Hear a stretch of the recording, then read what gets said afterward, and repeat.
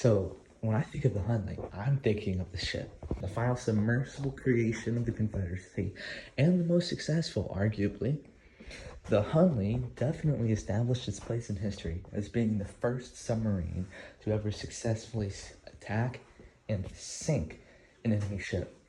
Although it technically didn't do very much damage in the category of manpower because it only killed about 5 people. It marked a significant turning point in history and the successfulness of submersible naval warfare. It wasn't an unprecedented, but the main reason most people know about it is because it was the most successful. Some of the preceding ships were the CSS Bayou St. John and the Pioneer 1 in New Orleans. And in Mobile, we got the American Diver, also known as the Pioneer 2. And then there's also the CSS St. Patrick. And also Charleston itself, where the Hunley made its final and only really voyage, was the CSS David. A technically successful, but not entirely. Anyway, if you want to hear more about that, go to my other videos, but because I have another video on each of these submarines. I haven't done the St. Bayou yet, but stay tuned and I'll turn that one on next. So, what we know, there are several ships preceding the Hunley, but the Hunley was the most successful.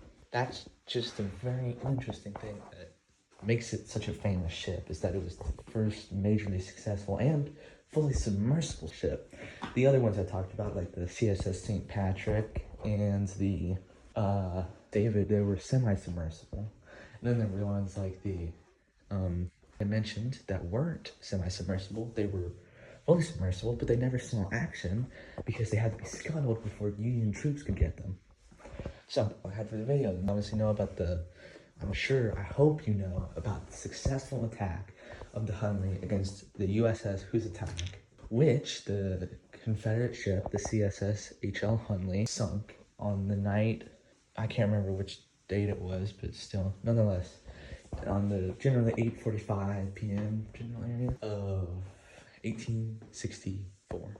And it was only 13 months after that the war ended, so they clearly didn't accomplish much outside of that. Bye.